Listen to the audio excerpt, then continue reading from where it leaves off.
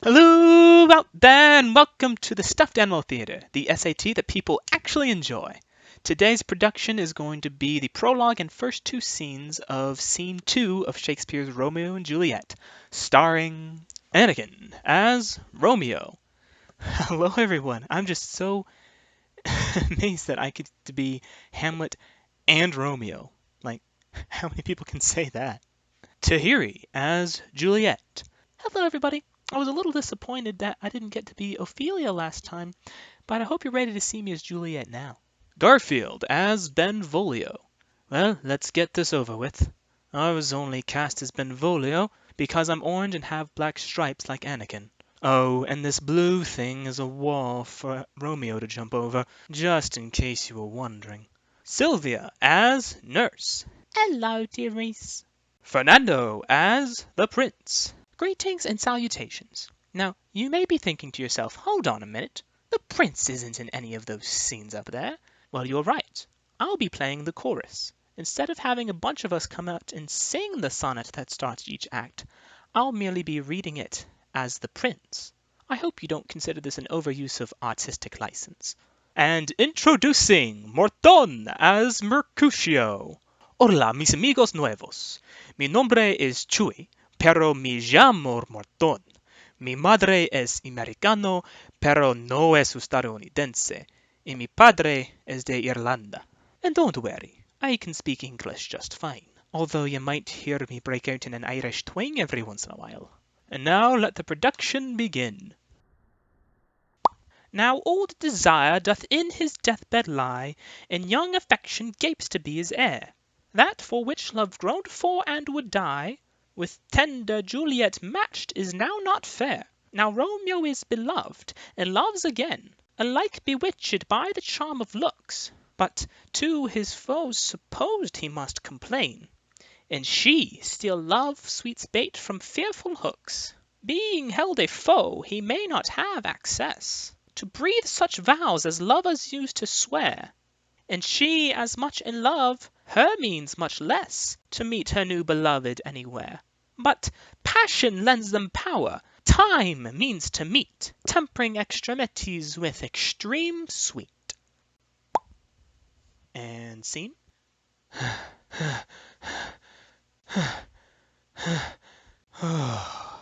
Can I go forward when my heart is here? Turn back, dull earth, and find thy center out.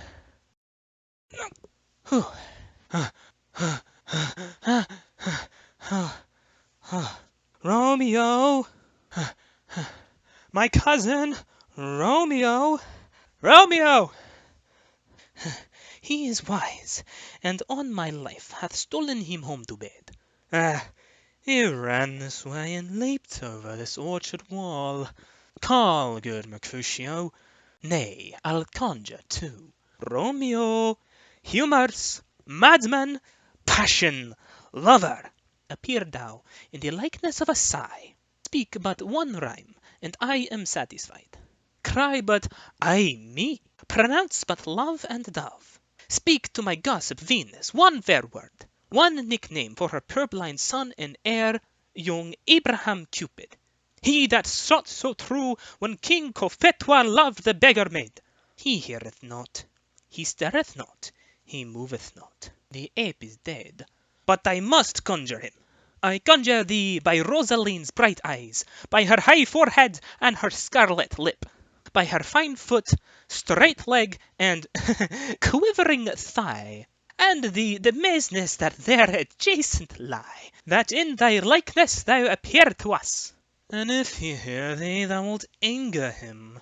Well, these cannot anger him. 'Twould anger him to raise a spirit in his mistress' circle of some strange nature, letting it there stand till she had laid it and conjured it down. That were some spite.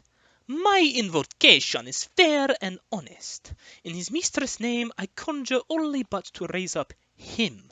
Come, he hath hid himself among these trees to be consorted with a humorous knight. Blind is his love, and best befits the dark.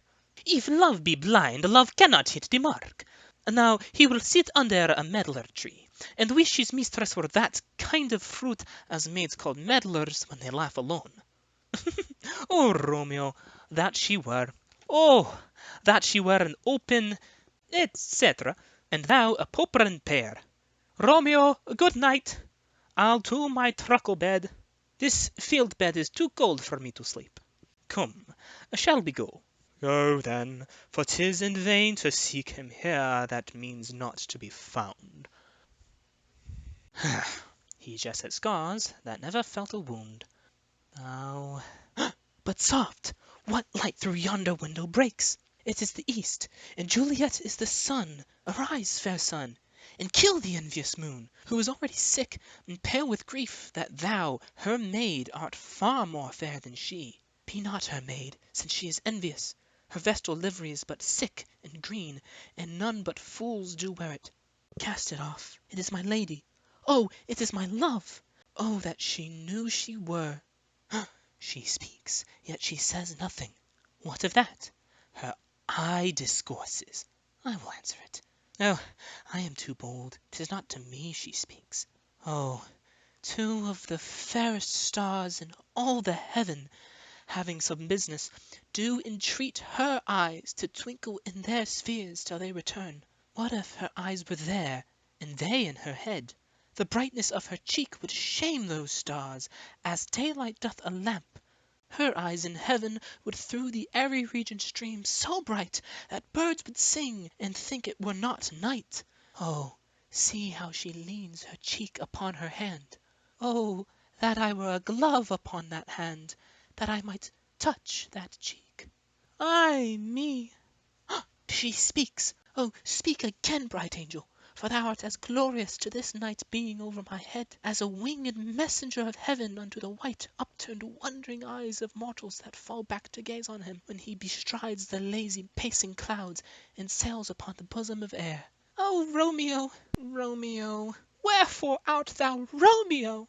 Deny thy father, and refuse thy name, or if thou will not, be but sworn my love, and and I'll no longer be a Capulet. Shall I hear more, or shall I speak at this? 'Tis but thy name that is my enemy. Thou art thyself, though not a Montague. What's Montague? It's nor hands nor foot, nor arm, nor face, nor any other part belonging to a man. Oh, be some other name. What's in a name? That which we call a rose by any other word would smell as sweet. So Romeo would, were he not Romeo called, retain that dear perfection which he owes without that title. Romeo, doff thy name, and for thy name, which is no part of thee, take all myself. I take thee at thy word. Call me but love, and I'll be new baptized. Henceforth I will never be Romeo. What man art thou that thus be screened in night, so stumblest on my counsel? By a name I know not how to tell thee who I am. My name, dear saint, is hateful to myself, because it is an enemy to thee. Had I it written, I would tear the word.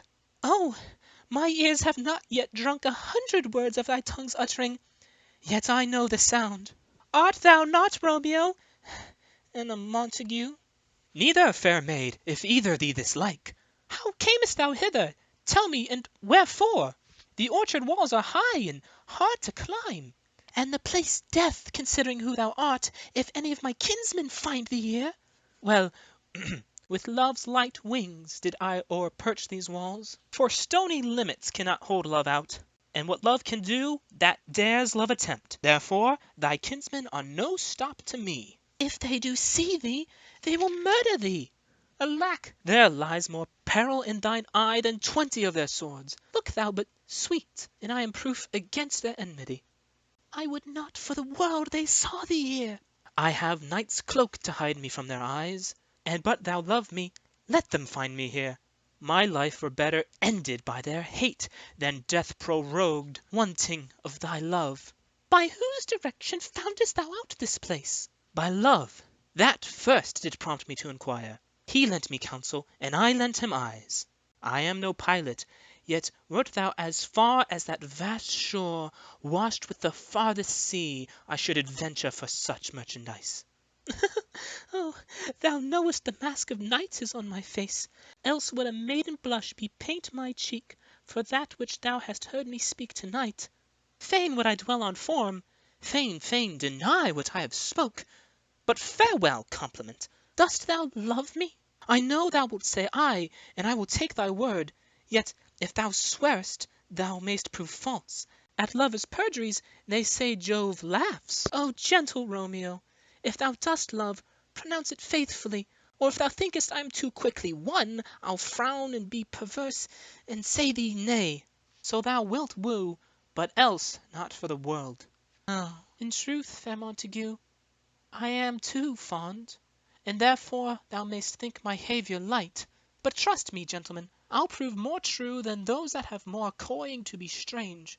I should have been more strange, I must confess, but that thou overheardst ere I was ware my love's true passion. Therefore pardon me, and not impute this yielding to light love, which the dark night hath so discovered. Lady, by yonder blessed moon I vow, that tips with silver all these fruit tree-tops. Oh, swear not by the moon, the inconstant moon that monthly changes in her circled orb, lest that thy love prove likewise variable. What shall I swear by? Do not swear at all, or, if thou wilt, swear by thy gracious self, which is the god of my idolatry, and I'll believe thee. If my heart's dear love... Well, do not swear. Although I joy in thee, I have no joy of this contract tonight. It is too rash, too unadvised, too sudden, too like the lightning, which doth cease to be ere one can say it lightens. Oh, sweet, good night. This bud of love by summer's ripening breath may prove a beauteous flower when next we meet. Good night, as sweet repose and rest come to thy heart as that within my breast. Wilt thou leave me so unsatisfied? Ah, what satisfaction canst thou have to-night? The exchange of love's faithful vow for mine. I gave thee mine before thou didst request it, and yet I would it were to give again. Wouldst thou withdraw it? For what purpose, love? But to be frank and give it thee again. And yet I wish but for the thing I have. My bounty is as boundless as the sea, and my love as deep. The more I give to thee, the more I have, for both are infinite. Juliet! I hear some noise within. Dear love, adieu. Anon, good nurse. Sweet Montague, be true. Stay but a little. I will come again. Oh, blessed, blessed night! I am afeard, being in night, all this is but a dream, too flattering sweet to be substantial. 3 words, dear Romeo, and good night indeed. If that thy bent of love be honourable, thy purpose marriage, send me word to-morrow by one that I'll procure to come to thee, where and what time thou wilt perform the rite, and all my fortunes at thy foot I'll lay, and follow thee, my lord, throughout the world. Madam! I come anon. But if thou meanest not well, I do beseech thee. Madam! By and by I come. To cease thy strife, and leave me to my grief. To-morrow I will send. So thrive my soul. 1,000 words. Good night. 1,000 times the worse to want thy light. Love goes towards love as schoolboys from their books, but love from love towards school with heavy looks. Hist! Oh, Romeo, hist! Oh, for a falconer's voice to lure this tassel gentle back again. Bondage is hoarse, and may not speak aloud, else I would tear the cave where echo lies, and make her airy tongue more hoarse than mine, with repetition of my Romeo's name. Romeo!